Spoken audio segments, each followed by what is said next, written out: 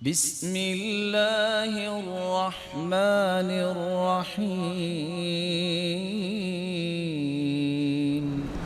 عبداللہ ابن عمرو ابن عاص رضی اللہ تعالی عنہ سے روایت ہے، جامع ترمذی کی روایت ہے 3479۔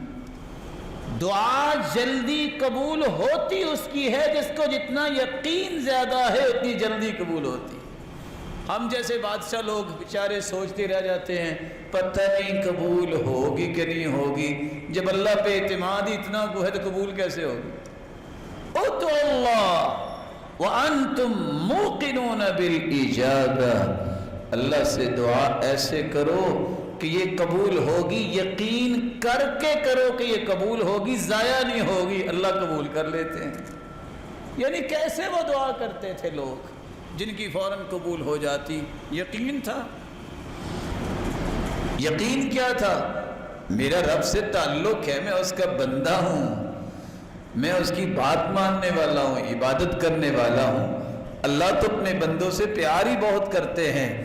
ایک مرتبہ اللہ کے سامنے باوضو ہو کے بیٹھ کے ہاتھ اٹھا کے تو دیکھو، اللہ کبھی ہاتھوں کو خالی واپس لوٹاتا ہی نہیں ہے، یہ وعدہ ہے اس کا۔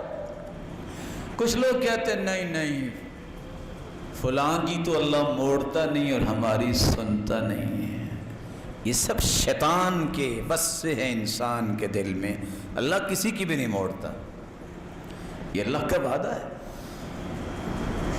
بات سمجھانے کے لیے برا کوئی شیطان سے بھی برا ہے؟ کوئی ہے دنیا میں شیطان سے بھی برا؟ کوئی بندہ نہیں۔ اللہ نے تو شیطان کی بھی نہیں موڑی۔ شیطان نے کہا تھا نا ربی انظرنی الی یوم یبعثون، اللہ جنت سے تو محروم کر دیا، قیامت تک مجھے مہلت دے دے۔ اللہ نے مہلت دے دی، اس کی بھی سن لی ہے، تو شیطان سے بھی کوئی برا ہے؟